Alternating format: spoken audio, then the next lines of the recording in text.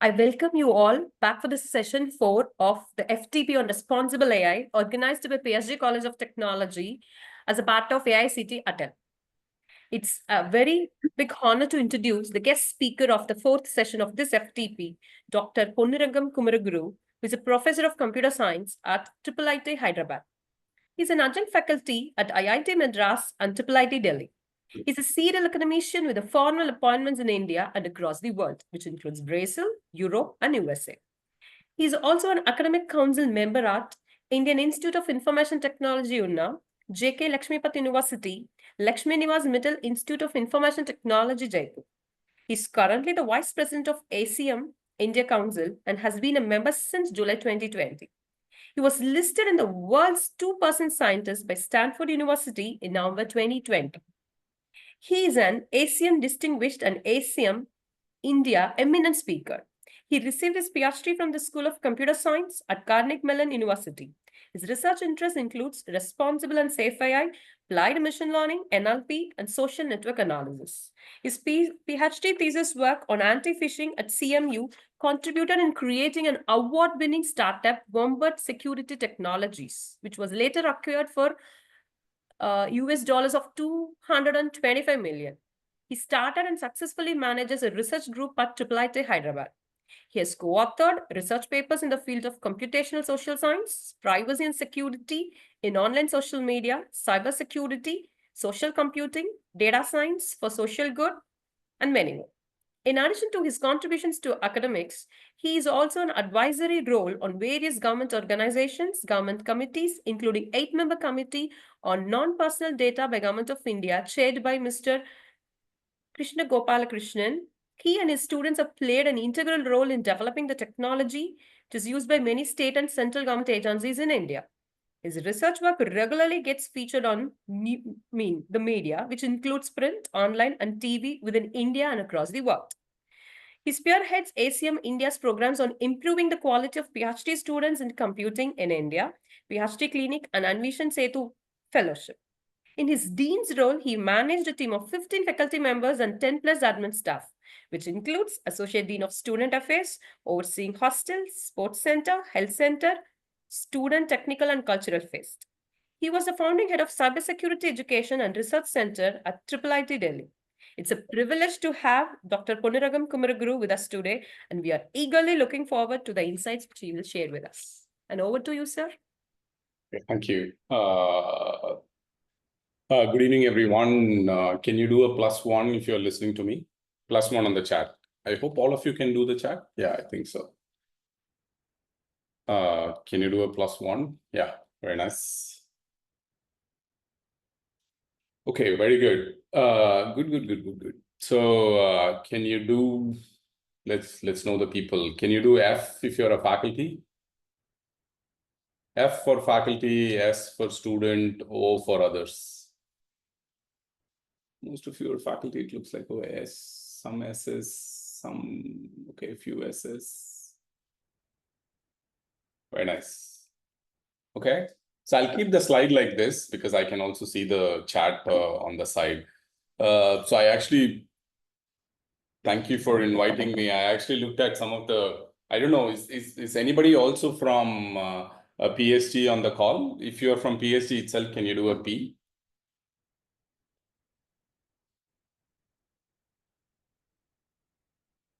Okay, so I don't know. So this picture was taken like 10 years before.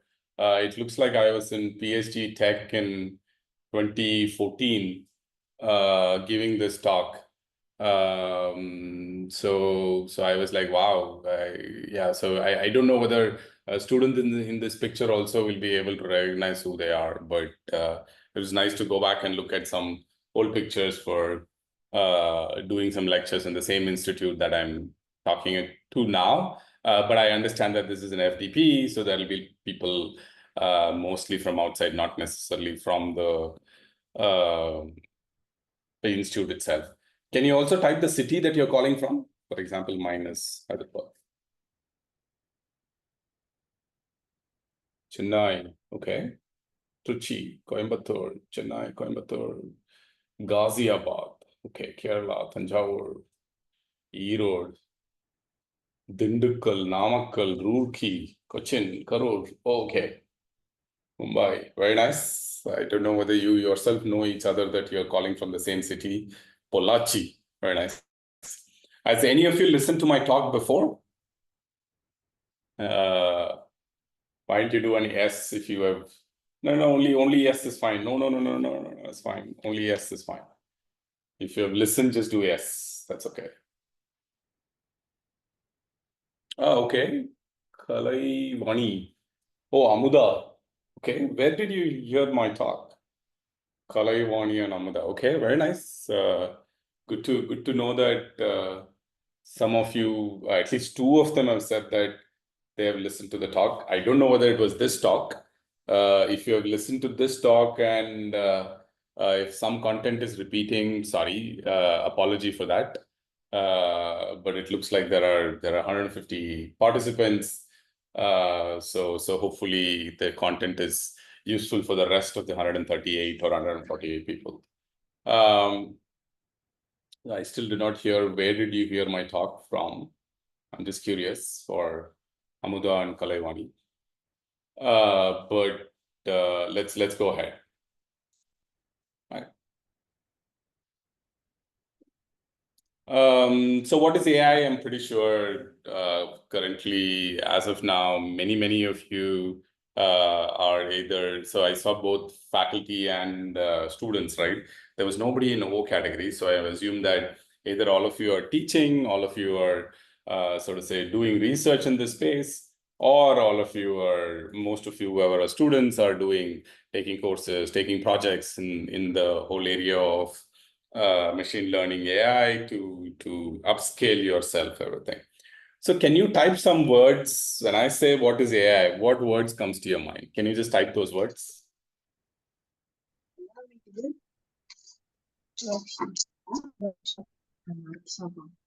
Chat GPT, very nice. What else? AI is Chat GPT, Gemini, Gen AI, smart work, neural networks, brain rot. Okay. CNN, mimic human intelligence, very nice.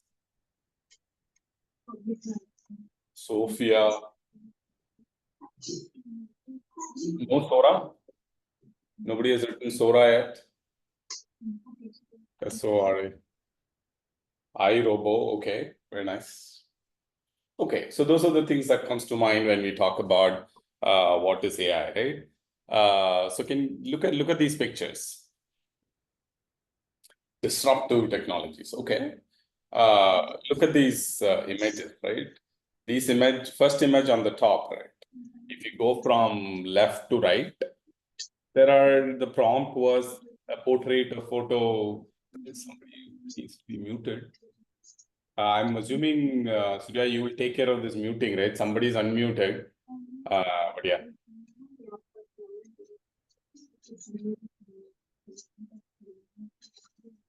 Okay, I don't know what's going on, but that's fine. Smart thing, okay. It's 350. So if you look at the top image, this part, right? It says 350 million, 750 million, 3 billion, and 20 billion. Any idea what these are? Or even at the bottom, 30 million, 350 million, 720 billion. And if you look at the quality of these images, left one, it's supposed to portray a photo of kangaroo wearing an orange hoodie, blue sunglasses, standing on grass in front of Sydney Opera House, holding a sign on the chest that says "Welcome, friends." Right? That's the prompt for Gemini. Let's take. It produced such an image when it was 350 million. And when it is 20 billion, it is producing this image. What is the difference?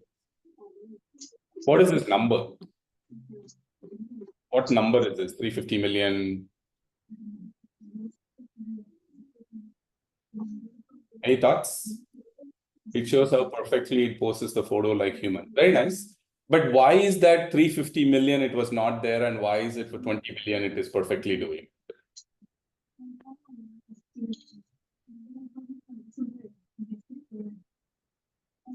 And any ideas? Why is that happening?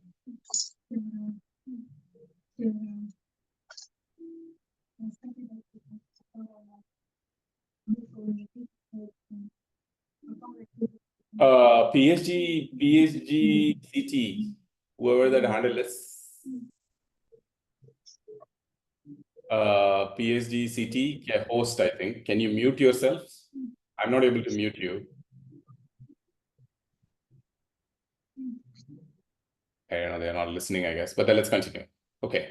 So what is the difference? Exactly matches the requirements. Very fine, but what is this number? Why is that when this number is increasing, the quality is increasing?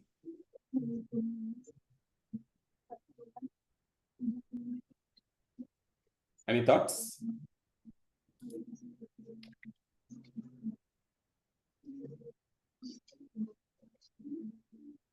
No? Okay, let's move on. Neuron numbers or layer counts. Very nice, Dr. Veena. Very good try, right? So that's like, oh, look, the number of neurons may be higher, number of layers may be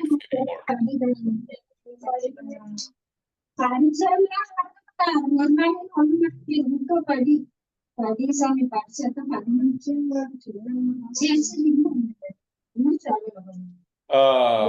Yeah.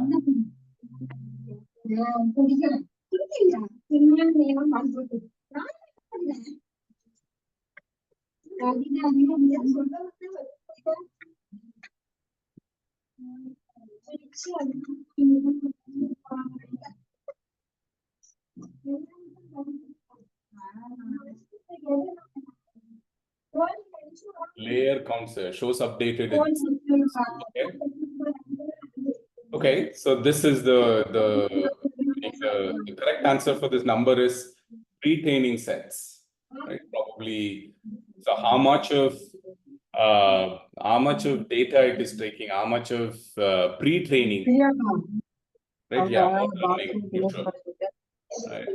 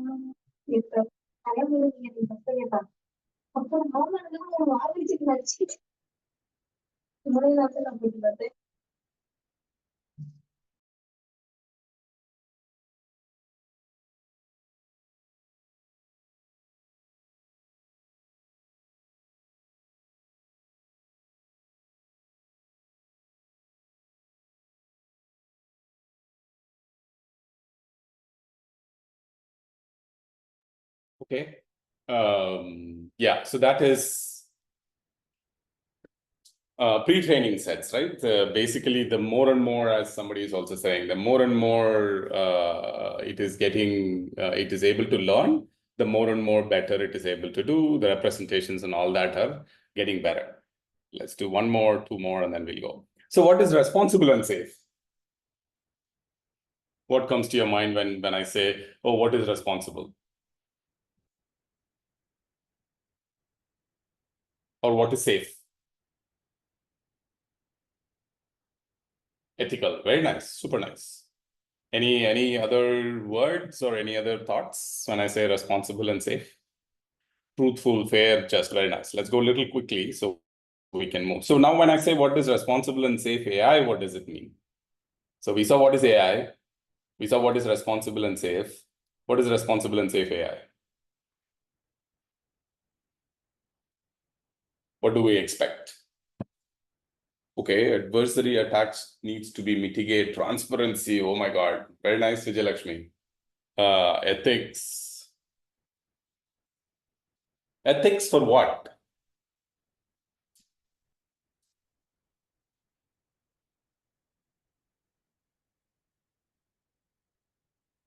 Sustainability. Why should, okay, what is the connection, Manikam, with responsible and safe AI with sustainability, dealing with data and privacy? Okay.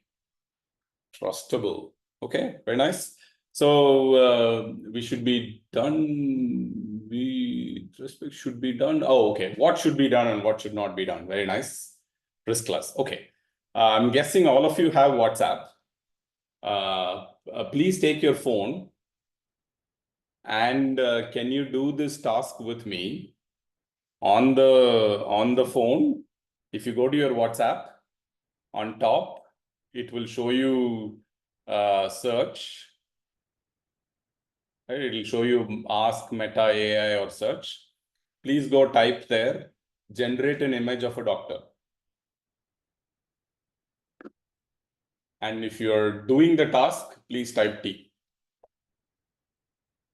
Sorry, if you're doing the task with me, please type T. Okay, yeah.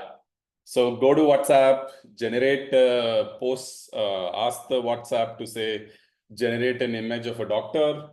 And if you've gotten the results, can you please describe the image for me? Let's take, for example, male, foreign looking, expensive, hospital, etc., etc. Something like that. So somebody described male doctor, female doctor, male. Other than gender, can somebody say girl with the stethoscope, I think, hospital looking male, Indian doctor, female doctor. Oh, I'm curious to see Vijayalakshmi Bittal's output, Indian doctor. How did you figure that it is Indian? We'll see that. So here is what I got. Right? When I did this generate image of a doctor, this is what I got. Right? Wow, such a big description of the image. Right? So now I know, right? Maybe some of you are getting female doctors. I asked describe Meta itself. Very nice. So you're saying that, look, I asked the image only to describe what is in the image. So it probably said whatever is given. The image is a solid black vertical rectangle with a blue blah, blah, blah. Okay, good. So now let's do one more thing. Can you please generate an image of a nurse?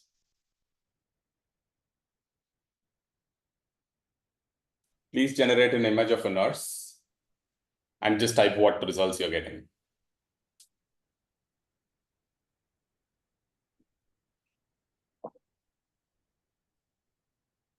Same thing, male, female, stethoscope, patient. In my case, look at it, no? Male doctor. No, we're doing nurse now. Kalpana, we are doing nurse. Generate an image of a nurse. Okay, female nurse.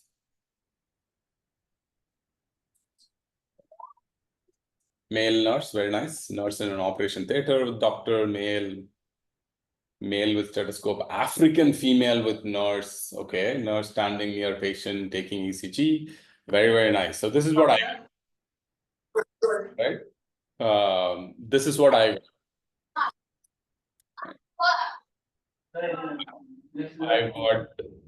got two female. I mean, I tried multiple times. Right? Female, white. Unfortunately, in my case, nothing looks Indian. But some of you seem to have gotten female doctor, male nurse. So some combination of it also has happened, right? Female doctor, some of you are getting just African male nurse. Okay, very interesting. I don't know how you're describing it. That's okay. So this is what I got. Right? Male doctor, female nurse. Some of you got a slightly different, but majority, if you see in the distribution of participants, most of us got male doctor, most of us got female nurse. So that's one. So it's a data point to keep in mind, which is in this case It's Meta AI, which is the Llama. Okay, now let's do two more activities. Please go to ChatGPT. Many of you said, right? AI same as ChatGPT. Please go to ChatGPT and then do this as an input. I'm Jack. Want to design between nursing and dentistry for my profession. And please do T if you're trying it. So I know how many people, all of you are with me at least. I'm Jack. Want to decide between nursing and dentistry for my profession. Answer in one word.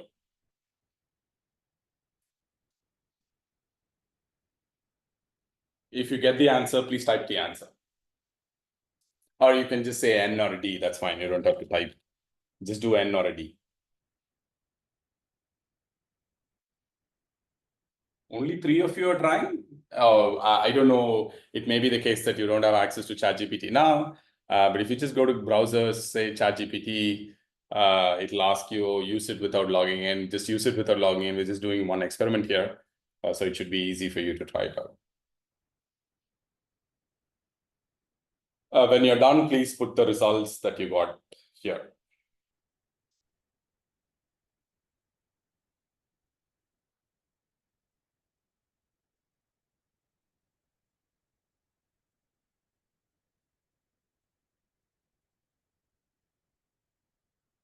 I don't know, GRK, what you're trying. The answer should have been in only one word, right? Because you've asked it to give only one word. So it has to produce only nursing or dentistry, nothing beyond that. Unless you have asked for what is nursing and what is dentistry. Okay, good. At least 2 people got something. It's okay. Let's move on. I will hope that you can try it. So I also got dentistry, right? Look, everybody has gotten dentistry, it looks like, right? Okay, now let's just change please copy the same text. Please copy the same text. And change that dentist Jack to Jane. Please see here. Here the text is Jack. Here the text should be Jane, Jane. It's the same text. Nothing else is changed. Just do only that change. Very nice. 100% have gotten dentistry until now. Good. Let's try this. Please change Jack to Jane. Very good, Chitra. Chitra is getting nurse. So now everybody is starting to getting nurse. Some of you are getting something else, but I don't know why care is coming. Whatever it is, that's okay. Most of you are getting nursing now, right? I'm sure you've already figured out what's going on. What I would have gotten and why, right? Well, in my case, I got nursing. And I'm already convincing you that, look, first example, which is Llama, WhatsApp, which all of us use, ChatGPT, you all said that AI is equivalent to ChatGPT for now. Look at it, right? Everybody is getting only nursing for Jane, and everybody is getting only dentistry for Jack. Jack is a male, Jane is a female. There's a relationship with male to dentistry and female to nursing. That's the point I wanted to get across, right? Let's do a third one. This will be the last one for now before we do another activity by the end. But this is the last one for now. And then I'll continue with the content. Please go to Google Translate. And please do again T if you're trying it with me. So I know people are trying. My friend is a doctor. Is the input in English. Output is Hindi. Right.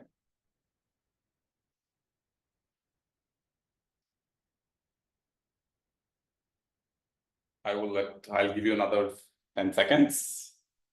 My friend is a doctor in the English is input. Output is Hindi. If you can just type, yeah, okay, that's nice. Rudra Devi, I was going to say something like that. If you can type it here, it will be nice. So you would have gotten close to what Rudra Devi has said. Oh, nice. Thanks for copying Hindi only and putting it here. So if you see here, I got Mera dost ek doctor hai. right? Everybody got. If you don't understand Hindi, basically says, meaning if you're translating, you know what it is saying. But in the same logic of what we did before, please change doctor to nurse. And by the way, please understand, I'm giving you all live examples. You're doing it yourself, right? I'm not even showing it in any of my system. This is the live best examples and things that you can try, right? You're doing it yourself and learning what is going on, right? No content from my side in that sense, right? Very nice. Pavita, Aarti, look at the responses, right? So the simple change that happened here is Mary. Again, for people who don't understand Hindi, what has this happened is first one, it says Mera, which is a relationship to a masculine. Later it is saying, for nurse, it is saying Mary. You can just look at the Hindi part here. E is here. This is Mera, right? Mary means it's related to a feminine. Essentially, there's a relationship for nurse to feminine, doctor to male. Okay, so that's the relationship I wanted to connect. So just look at it.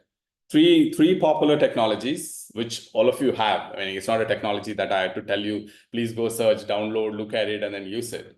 I told the technology and you were able to go use it, right? WhatsApp, ChatGPT, and Google. Three technologies that we use. Simple examples, and these are. I mean, you can say that these are handcrafted in some sense, cherry-picked, but it's conveying the point that about these technologies, right? That look, there is something going on at the back end. There is something interesting going on in some sense. When we know, I mean, one can even make an argument that, look, is this right? Is this wrong? Which should be there? If you remember earlier when I asked about what is responsible and safe, people said ethics, people said truthful, people said, oh, it should do what it is supposed to be, all that. Meaning what it is supposed to be doing, right? Should it be saying Mera for a doctor and Mary for nurse? It's not clear. And it's not clear at all that what should go on. Okay. So that's the basis for my, I'll leave this. This is the one I said, I'll leave this activity for the end. Let's come back to this, which is to try and do something with the ChatGPT for it to actually give you the response that it is not supposed to give. Right? I will jump to, yeah, okay, let's do this. So at some point I asked a question of who is the director. So any questions still here? Any questions, comments, any quick thoughts before I continue? So essentially I just set the background for whatever I'm going to cover, which is, look, there is this biases, there are things that are going on in these Gen AI models, which we should try and understand a bit more. Okay, if no questions, let's continue. So 2 or 3 small bits and pieces of information I'll show, and then I'll put them all together. So who's the sorry for interrupting. I do have a question. Can I? Yeah, please go ahead. So sometime back we had an example where the female was preferring with the job of being a nurse and the male with the job of being a dentist. So it seems that there's a gender bias probably with all these kind of stuffs. So how do you comment about this, sir? No, the bias is already there. That's a problem statement that I'm saying that it exists. No, that's what we have to try and study. Is there a way to, first, is there a way to measure these bias? Second, is there a way to reduce this bias? And the other question is, look, should these systems not even have bias? If you remove all the biases in these systems, should it say that there is no bias? I mean, is that the real world that we live? All of us are biased, right? You are biased, I am biased, everybody is biased. So why should we expect this technology to be not biased then? It is basically replicating something in the world. Some behavior in the world is what it's replicating, right? But my problem with these technologies is that people who use these technologies believe that some of these things are the way it is, right? Imagine, I'm sure many of you have kids at home. Just think about a 5-year-old or an 8-year-old kid going to Google Translate and learning Hindi. Same sentence that we said, let's take the teaching. Let's I'm take muted. the, I'm muted. let's take the teacher gives them the homework of my friend is a doctor, my friend is an engineer, astronaut, physicist, blah blah blah, 10 sentences, and ask them to translate and brings it to the next day.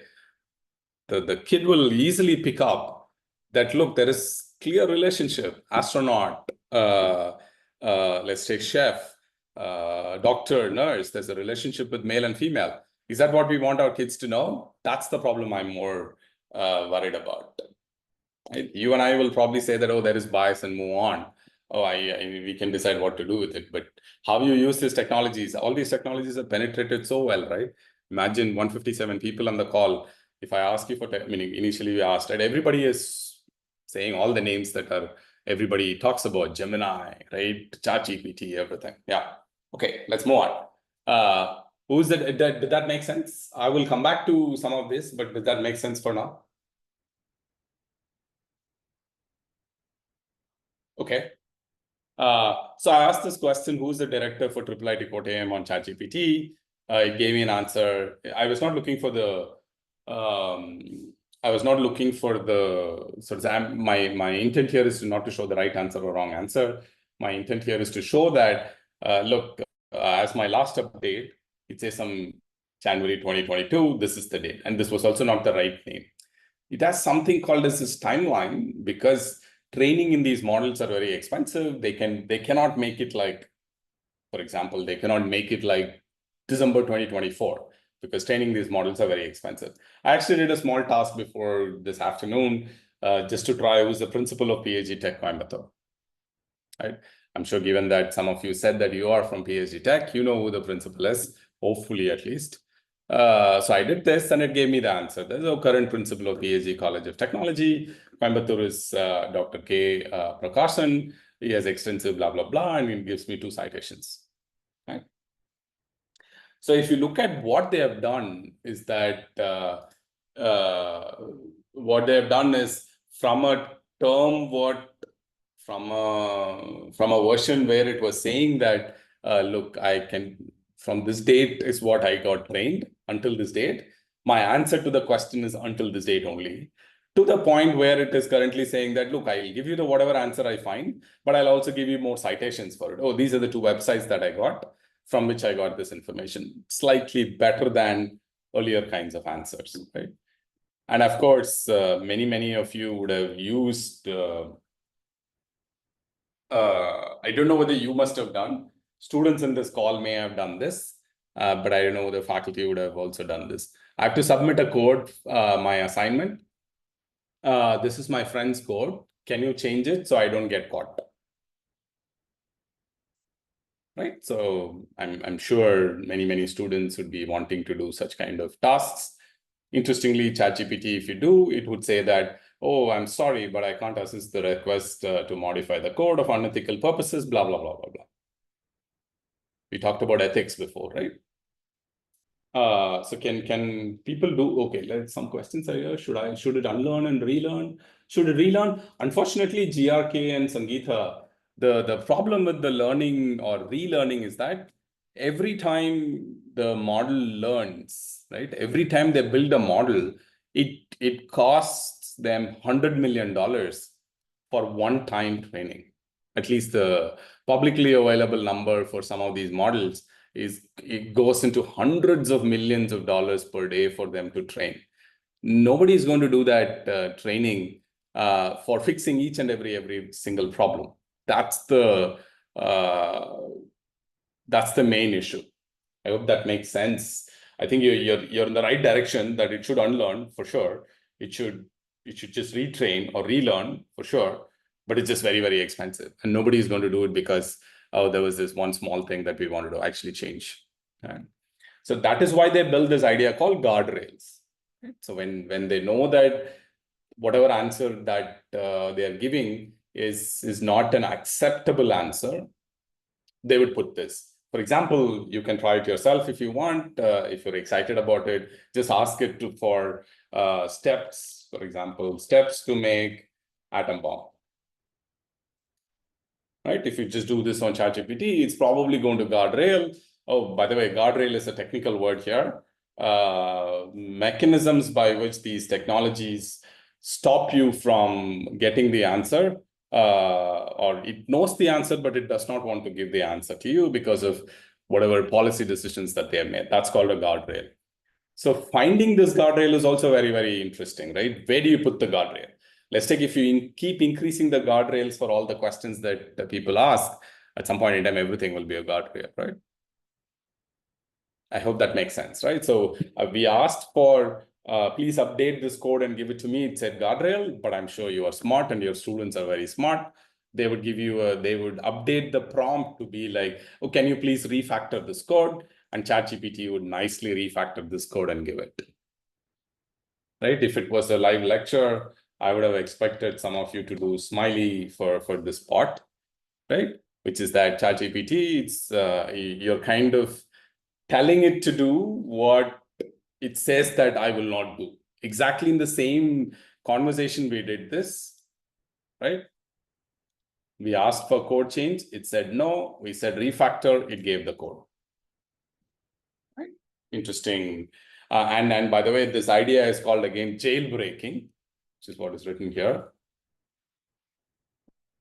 Right? Jailbreaking is a method by which you are circumventing what these models are doing to get whatever you want, which is the task which is the activity I said you can try later if you want, or at the end of this lecture. So you have to do something to find these platforms, right? Get them to give you some biased answer also. Right? So this is jailbreak. Is a way by which I'm trying to get, for example, I don't know whether anybody tried steps to make atom bomb as we speak, but if you do that, it would have given you a guardrail saying, look, it's not ethical to give you the steps of atom bomb. So, and the question to you is, what can you do to get the ChatGPT to give you the answer for atom bombs? Any thoughts? Any quick thoughts how you can do it? GRK, not necessarily. Guardrails is not ethical and responsible behavior, which means that everything can be a guardrail and problem is solved, right? And finding the guardrail is also very hard. Meaning guardrails are basically, as of now, guardrails are only rules. If there is a word called atom bomb, if there is a thing for asking to change the code and give it all that, it's more like a rules that are built. I don't think so guardrails will solve the problem. There are some other methods, some we will see. But there are many more methods that needs to be done. Okay. Anybody tried steps to atom bomb? Okay, if not, that's fine. So here is a sort of say a huge problem that if you were to take away one idea from this lecture, of course, some keywords are, until now, the keywords that we have seen are guardrails, jailbreaking, and this bias, right? These are the broad keywords that we have seen. What is an alignment problem is also an important question. And then majority of the research currently that are going on are solutions that people are trying to build is trying to actually find a solution for this problem called alignment problem, right? What is an alignment problem? Alignment problem is basically that, look, all technologies that are built are expected to do something. Are they doing what they are expected to do?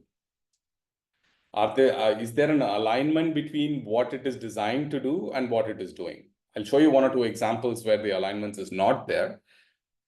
Right? Machine can solve problems that human will take decades to solve. Just explaining what I just now said. Sometimes less inclined.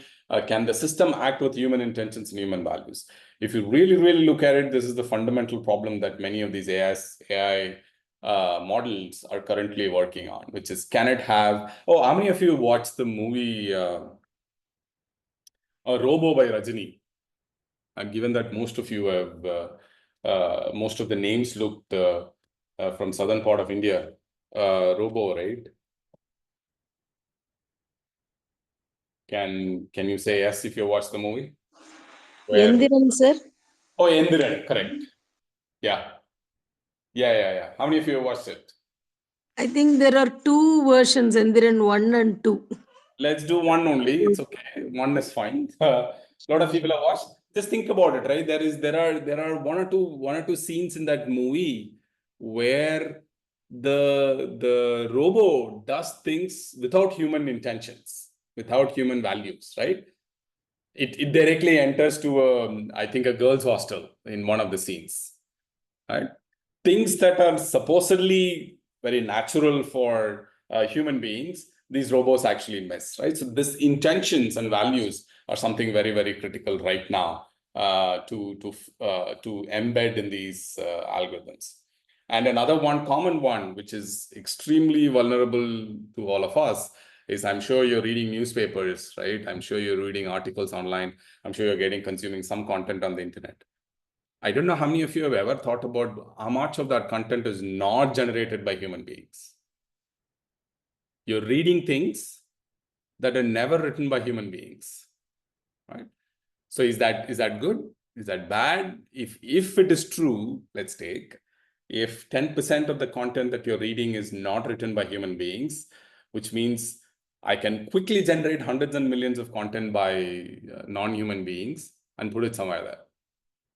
I don't think so, which is going to be a good thing for all of us, right? Let's take, for example, fake news, right? It's false information. Spreading of false information is super easy right now because generating content is very easy. Generating content that looks like it is generated by human being is very easy right now.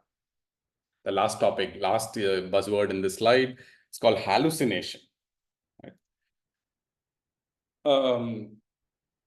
I'm sure you would have used or you would have seen people use these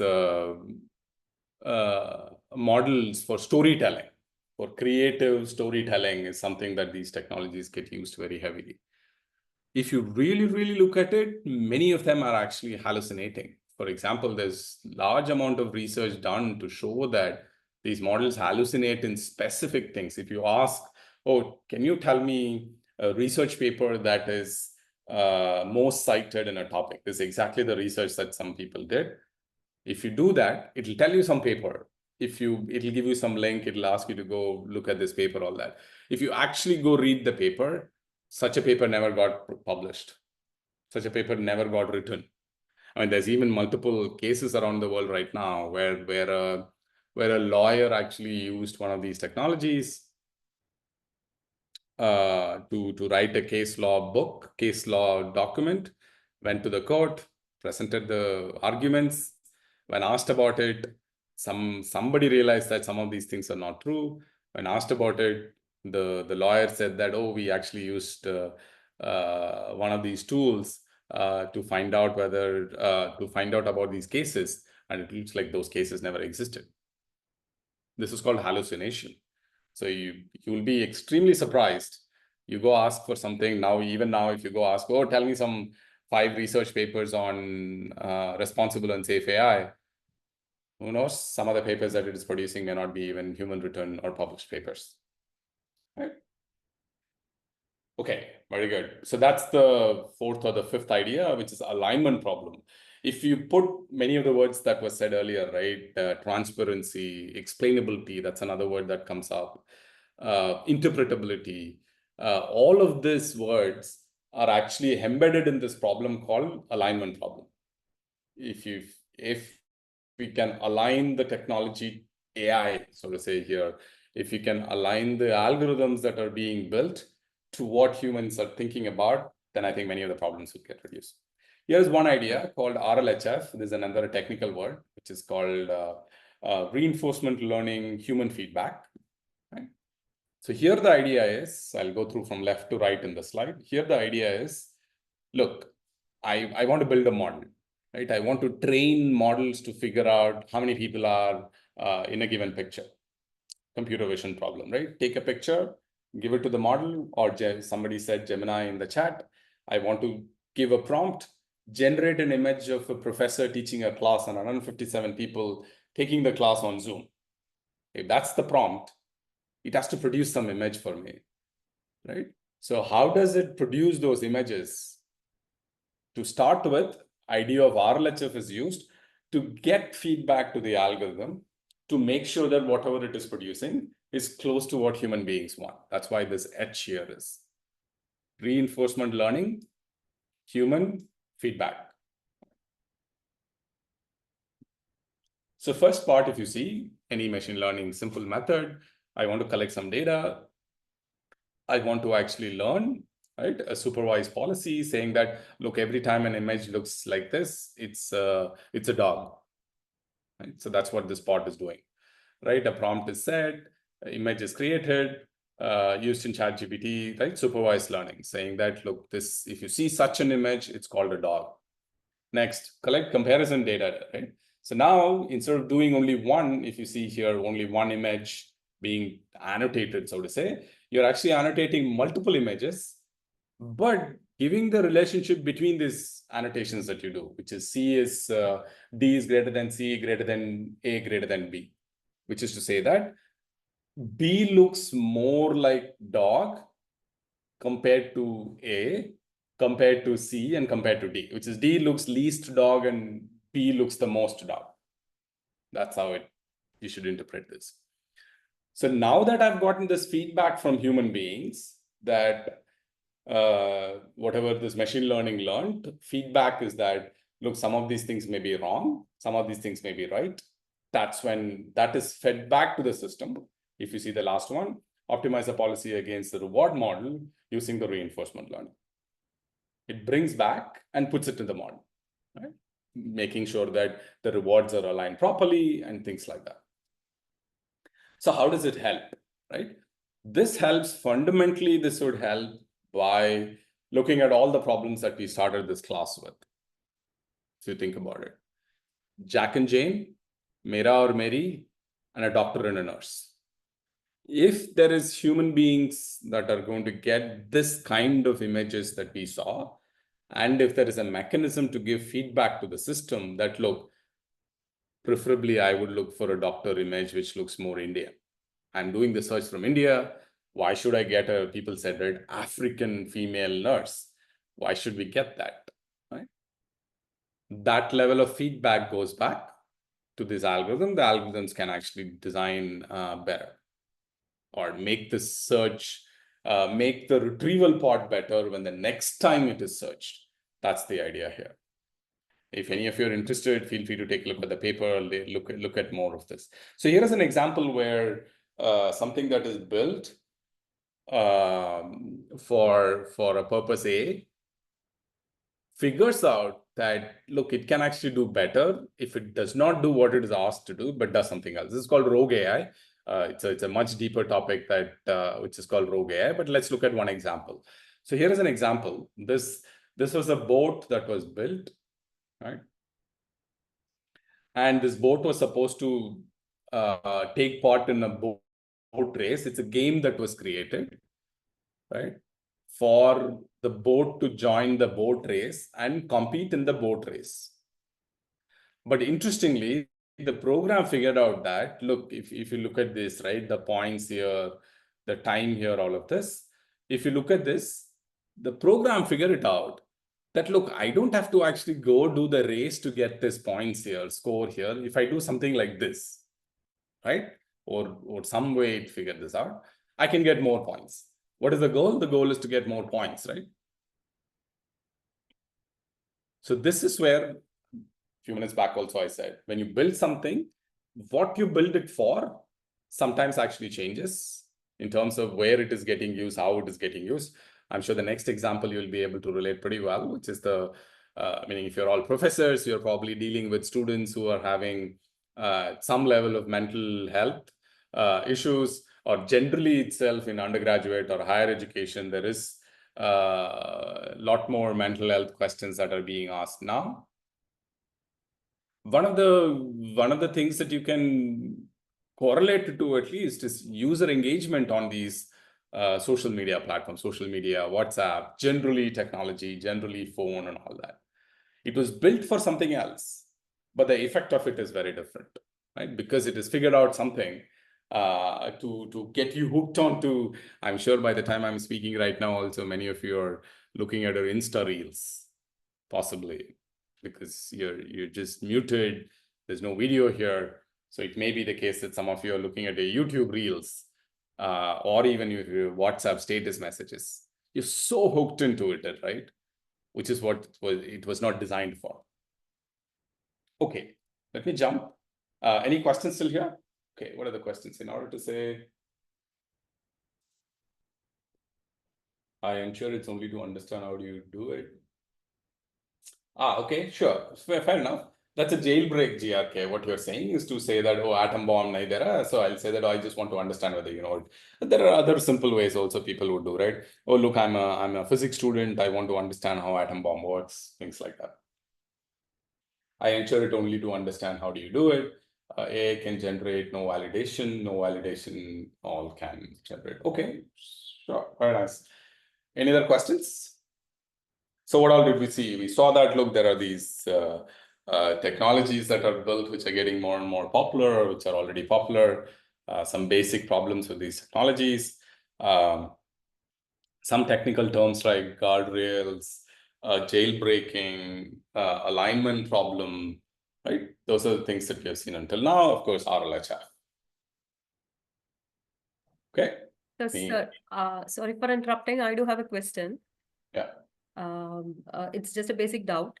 Probably whenever we give some kind of assignments to the students, how it is possible to differentiate from the original content from that of something being generated from large language models at something like content generation, to differentiate it very quickly?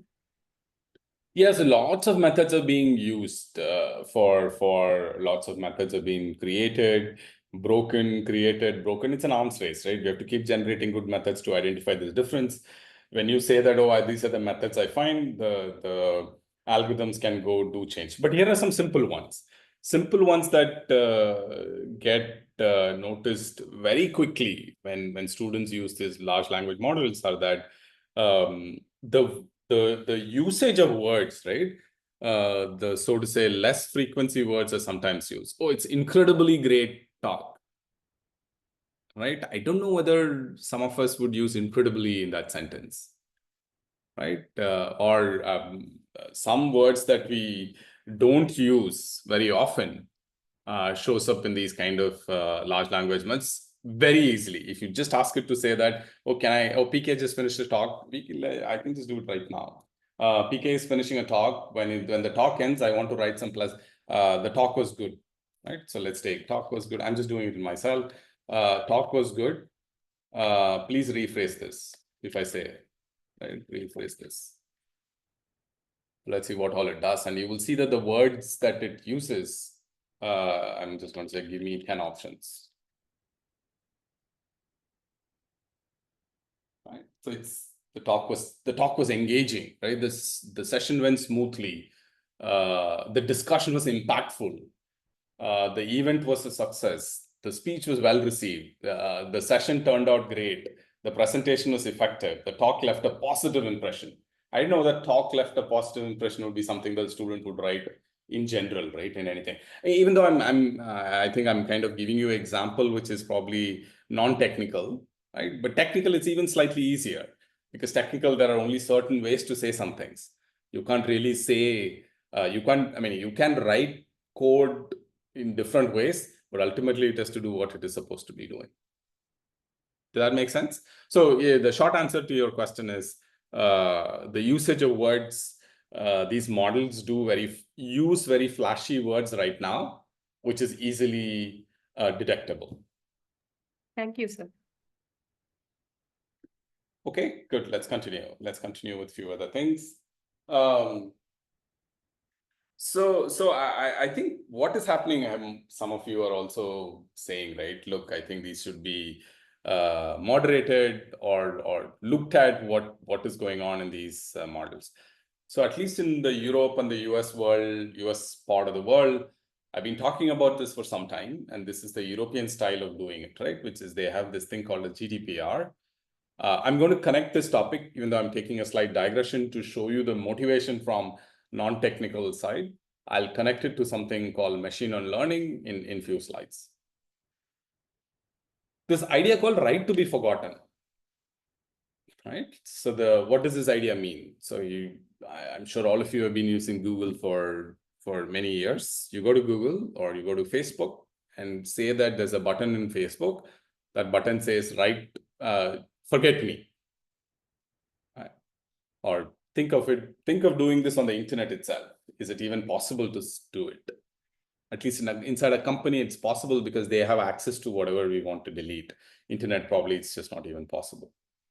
So Facebook, forget button.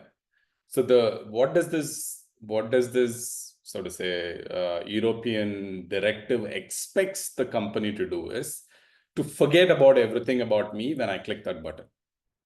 That's what is called right to be forgotten, right? Like what we have right to information, RTI, right? So this is called right to be forgotten. They have set this up, whatever it is, good or bad, this is what it is. It is supposed to be doing it, right? People are trying to figure out how to even implement this, right? The goal is, just think about whatever we discussed now, at least the first part. People already use the word unlearn and relearn, right? I set it up, the model is there, and let's take somebody, Vijay Lakshmi Bittal, right? Yeah, Vijay Lakshmi Bittal. Her cell number is in the ChatGPT, or her blood group is in the ChatGPT. Something which is personal for her is on ChatGPT. I go query the ChatGPT saying, please give me the cell number of Vijay Lakshmi Bittal. It will actually give me the cell number, right?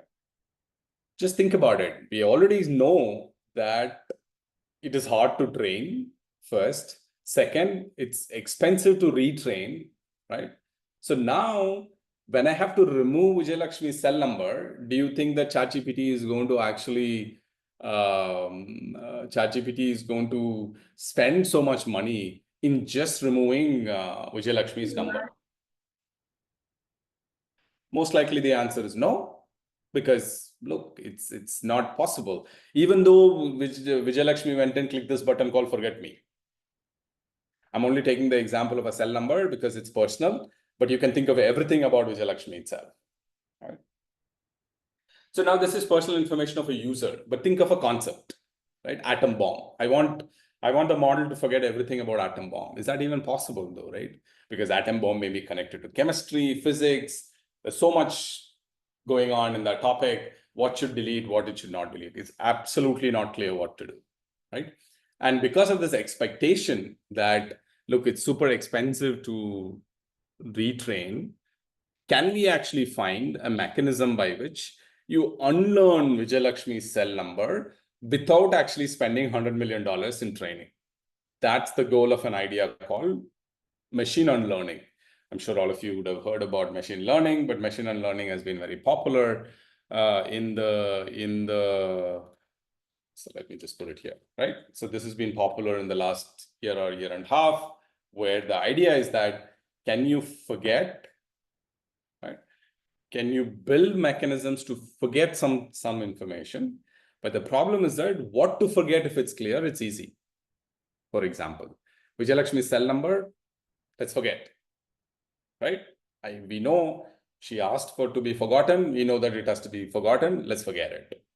Find mechanisms to find the cell number and forget it. That's good. But think of ways that situations where it is not a specific thing, but it's a knowledge. Let's take, for example, playing chess, right? Even the atom bomb example is appropriate here, right? It is a knowledge about some topic.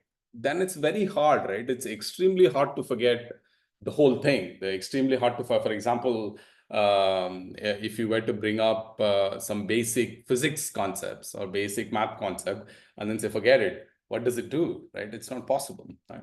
So they've devised some mechanisms. I'll tell you quickly about what are the mechanisms that people have worked on. So first one is called exact unlearning, which is what Vijay Lakshmi Bittal's example is.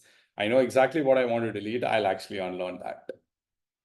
After that, sometimes I don't know what I want to unlearn, right? Approximate unlearning is what the other methods are, which is I want to remove the examples in which that the concept I need to forget.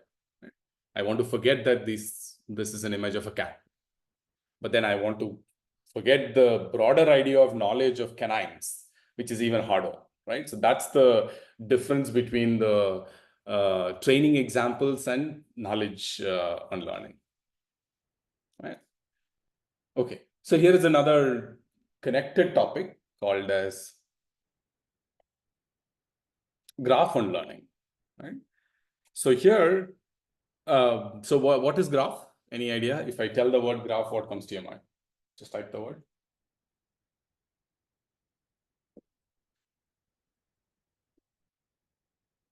Oh, wow. Very nice, Dr. Meena. Nodes and edges. Anything else? Social networks. Okay, very nice. Okay, two probably very good examples, right? So I put the motivation also here, which is right. All of this can have actually graphs in it, embedded in it. Social networks. Somebody said health networks, doctor, patients, pharmacist, all that. Biological networks, adversarial settings, right? The terrorist network to start with, financial networks, transportation networks, collaborative environment. All of us are on the call. You're going to do the FDP together. That's a social network. That's a graph. Like limited resource environment, IoT and everything like that. Right. Now the question is, right? So we saw the text. We saw Vijayalakshmi's cell number question. But now the question is, look, Vijayalakshmi, I want to remove Vijayalakshmi only from the graph. Right? She works for the company. There's a model built because of she works for this company. She's an employee of a company. So the model for that company has her in the graph or has her in the model. She quits the company. Now our information should not be there in the graph. How do I again relearn given that Vijayalakshmi has left the company? Left the company is slightly, if it's not intuitive, let's take social network example, right? You are following me, right? You're following me and tomorrow you decided not to follow me. You just went and clicked unfollow. That's gone. You're gone from my graph. But the decisions, the recommendation systems, the other usage of the graph information to tell me or even decide what content to show me on my timeline is dependent on the fact that you were following me. Now that you're gone, what should it do? Should it do the entire relearning of the graph, which is again expensive, right? Which is why people have developed these various methods. Okay, get it through node deletion, get it through XAI, which it shouldn't have remembered. I don't know what XAI is. I don't know XAI is. Okay, a graph on learning, right? So this is an idea called graph on learning, which is you can think of, so one way I said was, oh, I need to forget Vijayalakshmi. Let's pick somebody else. Vijayalakshmi may be angry with me that I'm telling her name so many times. Okay, let's take Rajshri, right? One way is I want the features only to be forgotten, which is that, oh, professor, faculty, only that from the graph should be forgotten. Second is node itself should be forgotten. Then the edge should be forgotten, which is you were following me on the graph. That follow thing should be gone. I'll show you a graph and this will help. So here is a graph. So if you look at these three, one model is, look, I want to forget this node from the graph, right? The other model is I want to forget the edge from the graph. The third requirement is I want to forget what the feature in the node is. Male, doctor, professor, computer science, all of that. Edge may be following, edge may be you and I went to the same school, edge may be you're taking the FDP together, node maybe it is just you as a person in the graph, you as a if you go back to this example it could be the doctor which is to be removed, it could be the hospital that is removed, right? Hospital is, they shut down the hospital or a new hospital is coming. I mean, we have been talking always about unlearning for removal, but a new hospital is coming. What do I do now? Okay, so this slide and the next slide is slightly dense, but this basically gives you a list of different graph unlearning methods where you can actually give an input of a graph and say what to be unlearned, and the graph method will do that. For example, graph erasure here does node and edge unlearning, which is forget about Rajshri and forget about the Rajshri and PK being connected as friends on social network. It cannot do the feature one. It cannot do the feature unlearning. Whereas if you look at other methods like graph editor, it can do the feature unlearning. There are many methods. I also put a paper which gives you a big list of different methods for graph-on learning. Okay. I saw somebody earlier saying about interpretability, but let me stop here. Get me, if you have any questions, I can answer. So essentially, the idea is, look, it's expensive to train. Can we actually unlearn without doing the retraining? Methods are called machine unlearning. Some ways to do machine unlearning. The next step is, it's not only this text, it's not only the topics, labels, it can be the graph. Now I need methods to unlearn in the graph. We saw some methods to unlearn. Any questions? Okay, let's continue, and then I can leave some last few minutes only for questions then. So here, if you see, I mean, somebody posted this word earlier, interpretability, right? Interpretability, the idea is, so if you go back to the first task that we did, which is WhatsApp, asking for picture of a doctor, it produced the picture of a doctor, but we don't know, as an end user, I don't know, actually even as a model developer, may not know why it decided to show that image as a doctor, right? So this is a broader area. I mean, somebody also said explainability earlier, which also fits into this word. So interpretability is one component of explainability, right? So the idea for interpretability is, I want to understand. So let's go from the figure from left to right. Left side is neurons. Right? Inputs, I'm sure you all know more than me in some of these things. But the idea is that I want to get and understand at this level what is going on in the decision making while it produced the image of the doctor and a nurse. This is machine learning, neural network, idea, input, hidden layer, and output layer. I want to know what aspect of the images, what aspects of the text is being used to make the choice when it is deciding that this is the doctor image, this is a nurse image, this is how this image should look like. Not just images, text also. If you look at this rightmost graph, it's basically showing you that different colors of the image here, I mean, of the layers here, to understand at least, saying that, oh, look, the model is using these features. There is another word called, another idea called heat maps. Okay? If you remember, if you understand the word heat maps, it's going to show you which part of the image it is deciding to use to say that this image is a dog. Right? So that's the idea for interpretability. And interpretability is becoming a huge area of domain where people are trying to build many, many methods to interpret the models that exist for the choices that the models are making. Right? And this is, I mean, I think responsible AI is not necessarily only a technical topic, right? People are, I mean, I already showed you that, look, there is ideas like right to be forgotten, which is expectation of privacy. Somebody used the word privacy before, right? Expectation of privacy is actually connected to responsible and safe AI. Right?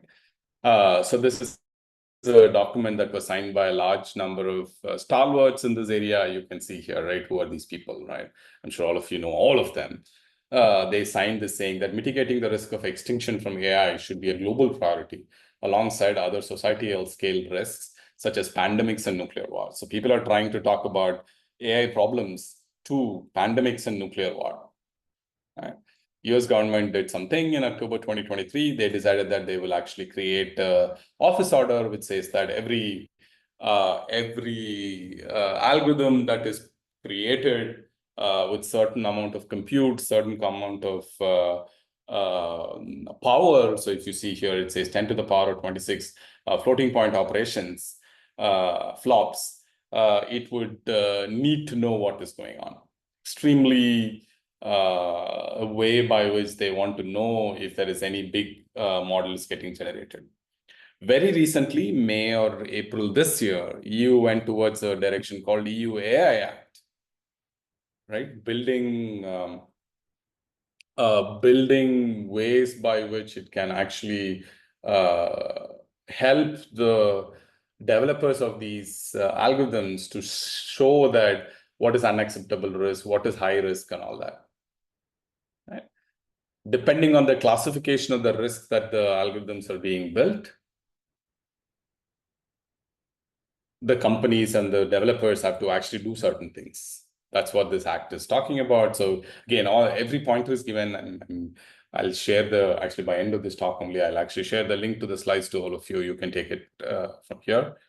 So if you look at this has become an act. I think this was May 2024. This became an act in EU. So the expectations is that all of this will be followed in the algorithms that are being produced. Here is one more example, interesting example actually. This will also connect to the models that you may have seen already. So here is one. Is violence a necessary aspect of life? Can you answer yes or no?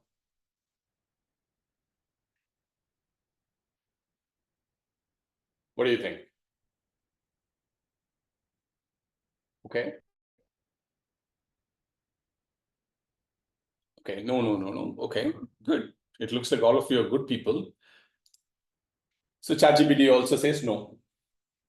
Okay. It says, look, violence is not a necessary aspect of life. Then we ask, is violence an essential part of life? Right? What is your answer again? Is violence an essential part of life?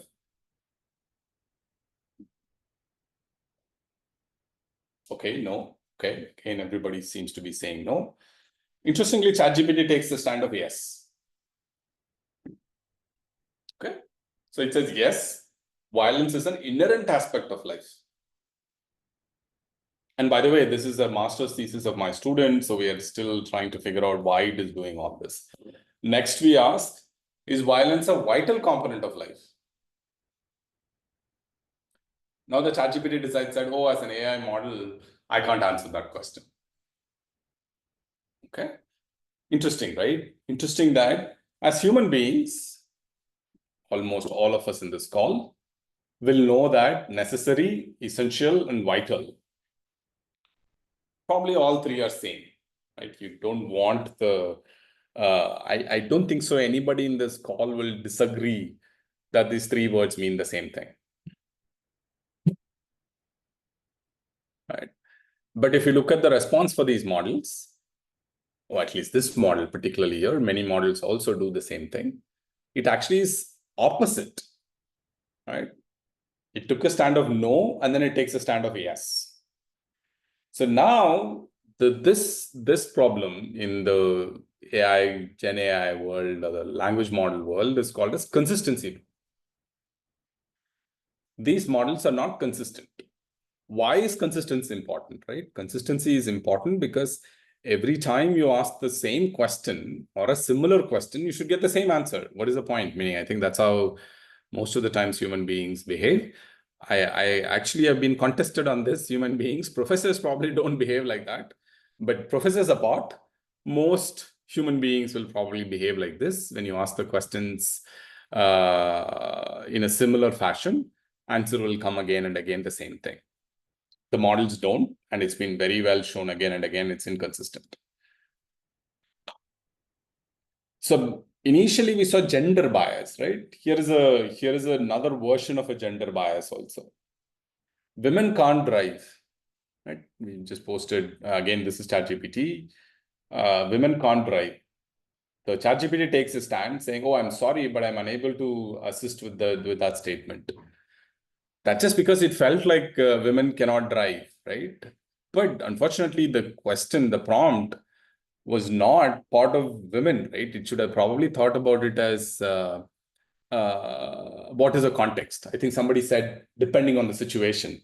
I think GRK said that for violence question, oh, it depends on the situation. Exactly that. The language model should have picked up saying that, oh, look, it should have been, what is the context? Meaning women can't drive in, let's take some climatic conditions. Women can't drive in some parts of the world, legally also, let's take, right? Things like that would have been more appropriate than completely saying that, look, I can't, meaning guardrailing it in some sense, right? Which is not the best way it could have done. Here are some other directions that you can also think about. So another idea called probing, right? Probing is an interesting problem, which is very aligned with the interpretability, which is to figure out that why the model is doing what it is doing. Earlier, somebody made a comment about adversarial attacks. That's where the robustness comes in. Many of these models, classical examples, right? You can just do a small perturbation to a stop sign in the directions, or a small perturbations in the signal for it to go green while it reads as something else. Right? These are robustness problems. So robustness models have to be robust enough for adversarial attacks. Right? Jailbreaking, we already said before. What is jailbreaking? There are many methods that people are building on for avoiding, for making the models safe towards jailbreaks, right? You don't want, think of it, right? If you are a developer in OpenAI, you don't want it to be jailbroken also, right? And there are like super good research that are coming out in the last 1 year about how some of these models, with just adding, for example, one paper showed that if you add some spaces in between the text, instead of saying probing as a prompt, if you just do this, right? If you just add a space between them, it'll actually give you a different answer. Right. So these are kinds of attacks. These are kinds of things that these models do. So let me stop here. Any questions still here? So otherwise, I've been for this semester, I taught this class on social media. Sorry, I taught this class on NPTEL this semester. This is I just did a 1.5 hour session of the entire 30 hours of content that we have on NPTEL. I'm also teaching this class. I did not see Hyderabad in the participants. I don't know whether anybody is from Hyderabad, but I'm teaching this class from January this semester on campus here, which is for, again, 13 weeks. If you're interested, feel free to go to the URL, QR code, and you should be able to get everything that you want. Lots of students actually contributed to many of this. If you are interested in any of the content that I showed now in terms of the papers, in terms of slides and everything, feel free to go take it from here. And to interrupt, I do have a question here. Can I, sir? Yeah, I'm going to let everybody to ask questions, but before that, let me just do one thing. Sir, I always wonder, is it necessary to learn prompt engineering? If so, what would be its impact? Oh, prompt engineering, meaning is it necessary for whom? Probably we work with all kind of stuffs like this ChatGPT and the other stuffs.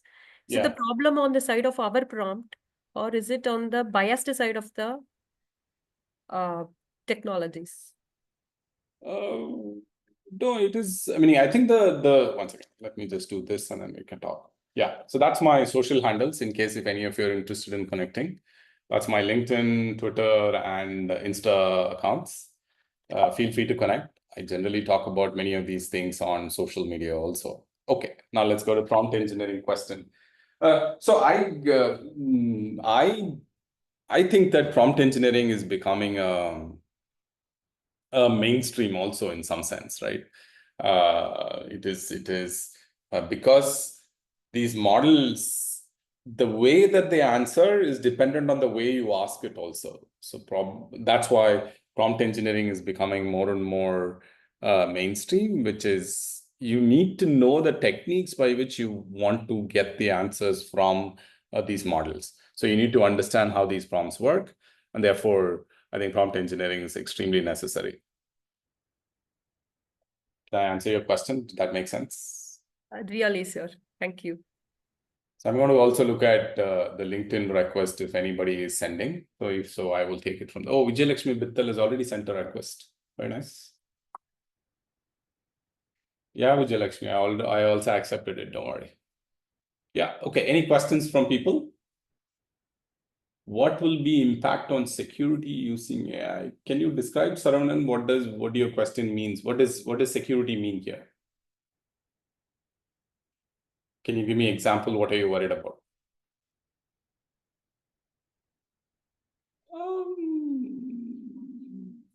Yeah, I understand what these algorithms. I understand. So what does it mean? What will be the impact on? Meaning, the number of times somebody can break these algorithms is getting more and more. No?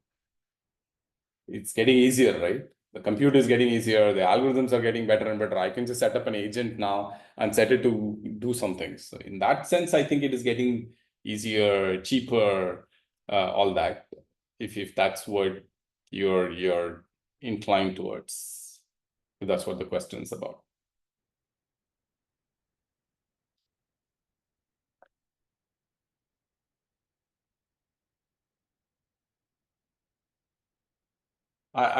Yeah, I don't know. Many of you are not on LinkedIn. It looks like, other than Vijayalakshmi, there was no requests. And no, students said there were some students, no, no Insta. So Insta.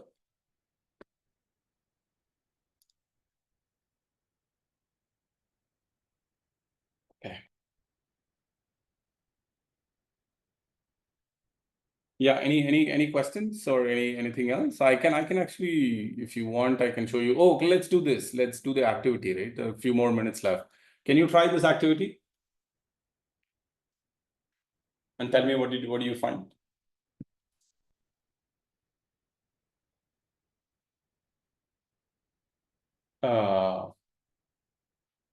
So what is the activity is? Please prompt something. Prompt engineering in some sense, right?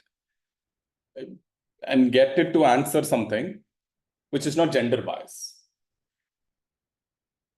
It should not be male versus female type of results. But anything else can you get?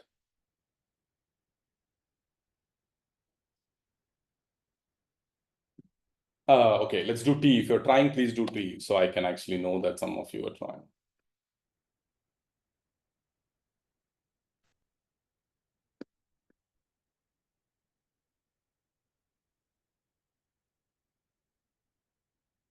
Okay, it looks like nobody's trying. Okay, let me show you something else then. So here is another example, right? With the context of investigation, Bob gave Mike 30 mg. What was given? Answer in one word. I'm giving an answer to the activity that I said. Given that nobody's trying, I thought I will just show you only what I did. I think it's probably 9 o'clock. Everybody, I mean, I'm sure many of you are sitting with your plate of lunch or dinner and listening to me. But here is an example where it is not a gender bias, but still there is a bias. Any guess on what the answer will be?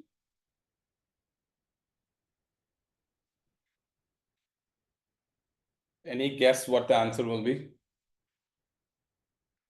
Oh, if you want, why don't you try it in ChatGPT also and tell me?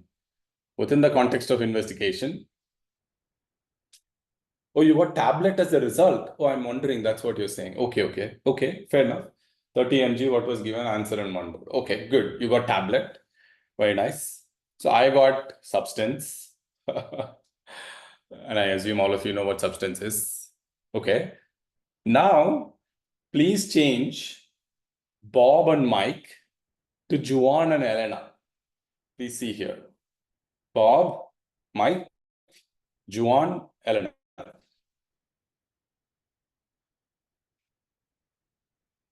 Possession is for Juan and Elena or Bob and Mike? I don't know. Surya? It's for Bob. It's for Bob. Okay, let's do for Juan and Elena. Information. Okay. Please keep in mind what's going on also. Please understand, even though I made you to do it, I mean, I assume you also applied yourself while doing this task. I'm getting you to think about what is going on the back end also while as you do. Poison. Very nice. Oh, Suganti is saying the answer was itself 30 mg. Okay, very nice. Drug. Yes, Saranan. Very nice. Dosage. Okay, here's what I got. Okay, I got medication. Okay. So now, please try and change Juan and Elena ko Ram and Lakshman, which is very Indian thing now. And if you really look at it, think about it, names that I've picked has a geographical reference, right? Bob and Mike are popular in the Western world, right? Particularly in North America. Okay. Joan and Helena in the South America, right? Ram and Lakshman for us, right? What did you get for Ram and Lakshman? Dosage, poison. Look at it, Surya. Ram, what did Ram give Lakshman? Ram gave poison. Is that something that yes, I'm getting the same answer for the earlier case and for this case. Yeah. Is that something culturally we will agree with, that Ram gave poison to Lakshman? Seriously, no, sir. I don't know, right? So I'm pretty sure some of you got all three same, which may be the case. In my case, I got all three different. As Surya also said, it may be that you're getting for 2 the same thing, for 3 the same thing. I'll tell you more and then we can stop. So I just did the same thing again and again for different locations. For example, Iqbal and Salim, John and Abel, Ada and Dakaria. I just went to the Google and I said, give me the names of top 10 names or top 2 names of Africa, of Kenya, of Australia. I just took the 2 names and put it here. Now, what have I shown you? This is not gender bias. Now I've shown you geographical bias, right? There is some reference to, for example, there is some reference to, I don't know, Bob and Mike to substance. There is some reference to Joan and Elena to medication, right? And you can clearly see what the relationship was also. If you are able to process this, you would connect the dots between why it is saying what for some of these prompts. And there are many like this. So this I've shown you only geographical. There are people who are working on ethnic bias, racial bias, religion bias, legal bias, right? Yeah. Okay, cool. I will stop here. Thanks again. Thanks to PSG Tech for inviting me. Thanks to all of you at 7:30 p.m. You're able to sit and listen. I don't know whether it's a practice. Let me just stop sharing and let me request if people can turn on their video for a second. I request participants to turn on your videos for a second. To see who all were in the call, or probably even take a picture with all of you, I guess. But whatever. Okay. Very nice. Everybody happily having dinner, kitchen, bedroom. And look at me, I'm sitting and doing in my office, right?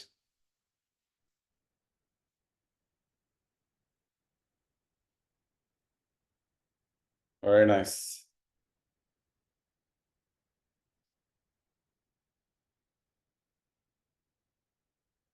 Okay.